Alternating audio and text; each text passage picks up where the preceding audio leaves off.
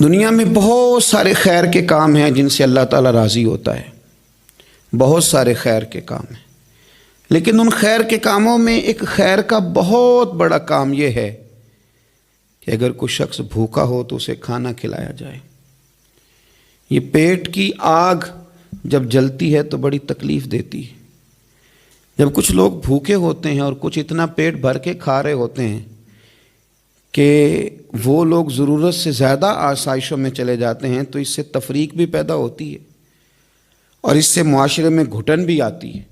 کسی بھوکے کو کھانا کھلانا، پیٹ بھر کے روٹی دینا، اس کی اشکشوئی کرنا بہت بڑی عبادت ہے، یہ بہت بڑا احسار ہے۔ ہمارے صوفیہ کرام نے آستانوں کے ساتھ، خانقاہوں کے ساتھ جو لنگر خانے بنائے، اس کی وجہ یہ تھی کہ طلباء، سالکین طریقت اور وہ لوگ جو غریب ہیں وہ آئیں گے، یہاں سے کھانا کھائیں گے۔ دنیا آوے کھا کھا جاوے راضی ہووے بلا، لوگوں کی اشکشوئی ہوگی۔ میرے نبی پاک صلی اللہ تعالیٰ علیہ وسلم نے فرمایا قیامت کے دن اللہ تبارک و تعالیٰ فقراء سے فرمائے گا کہ اٹھو، جس نے تمہیں کھانا کھلایا تھا اس کا بازو پکڑ کے جنت میں لے جاؤ، جس نے تمہیں پانی پلایا تھا اس کا بازو تھام کے جنت میں لے جاؤ، جس نے تمہیں کپڑا پہنایا تھا اس کا بازو تھام کے جنت میں لے جاؤ۔ پھر وہ غریب لوگ، وہ فقراء اٹھیں گے، کسی کو اس لیے جنت میں لے جائیں گے کہ اس نے کھانا کھلایا تھا، کسی کو اس لیے جنت میں لے جائیں گے کہ اس نے پانی پلایا تھا، کسی کی اس لیے اللہ کے حضور سفارش کریں گے کہ اس نے کھانا کھلایا تھا۔ بھوکوں کو کھانا کھلانا اتنا بڑا عمل ہے کہ نبی کریم صلی اللہ تعالیٰ علیہ وسلم ارشاد فرماتے ہیں کہ جو بھوکے کو کھانا کھلائے گا اللہ اسے جنت کے پھل کھلائے گا، اللہ اسے جنت کے پھل کھلائے گا۔ یہی ہے ذوق عبادت کی انتہا ساغر، یہی ہے ذوق عبادت کی انتہا ساغر کہ غم حیات کے ماروں کا احترام کرو۔ حضرت غوث پاک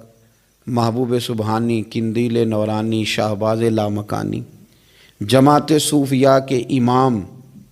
جماعت اولیاء کے امام حضرت غوث پاک رضی اللہ تعالیٰ عنہ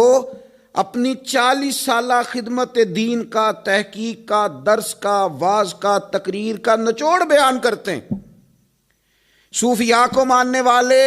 عقیدت رکھنے والے، مرید ہونے والے، غوث پاک کی 11ویں دینے والے، ان کے نام کے تذکرے کرنے والے سنیں۔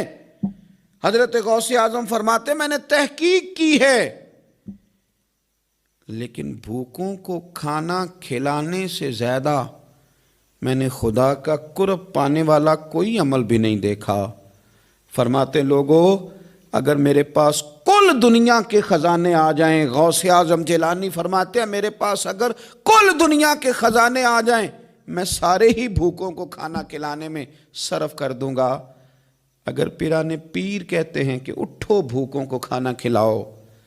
تو پھر وہ طریقت سے تعلق رکھنے والے، خانقاہیں بنانے والے، ان کا نام جپنے والے، منقبتیں لکھنے والے، ان کے تذکرے کرنے والے، ان کے آراس منعقد کرنے والے جس قدر زیادہ دنیا میں موجود ہیں،